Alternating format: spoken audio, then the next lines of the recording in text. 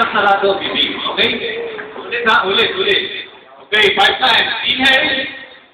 Exhale. Inhale. Exhale. Inhale.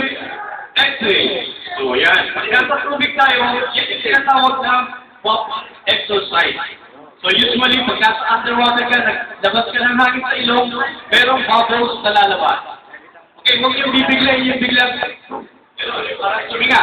Huwag gano'n, kasi ang tendency nun, pag biglang sumina yung hangin, babalik yung tubig, papasukin yung ilong nyo.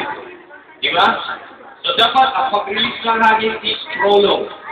Abangan, kung ano yung dami ng hangin na kinuha, yun din ang ilalabas sa ilong. Okay, another 5. Para clear tayo, ha? Okay, inhale. Exhale. Inhale. Exhale. Inhale. Exhale. Inhale. Exhale. Okay, very good. Very good. Okay, next. Next lesson natin is the flutter kick. Okay, flutter kick, ha? Paano ba yung parang pag-kick habang nasa tubig tayo?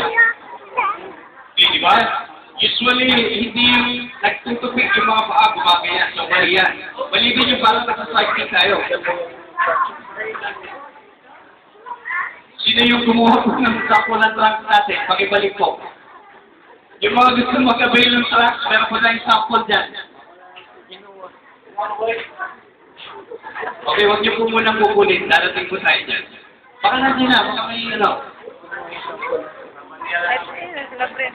Opo, pakibalik na lang po muna. Sample mo lang po yun. Wala pa yung ating ano. After 1 week, darating po yan. So, ito kasi natin yung ating class. Meron tayong yearly uniform para maganda, di ba? So, accredited tayo ng Milo. Inupunan din tayo ng pictures. Siguro mga by the end, 2 weeks before na mag-end tayo, mag-sampling dito ng Milo. For free. Free drinks, free pictures, gano'n. Kaya dapat, mag-avail kayo ng uniform para maganda. Kasi yung mga walang uniform, medyo magkasama-samahin din natin. Wala na problema ron. Yan lang, ibang grupo sila. Okay.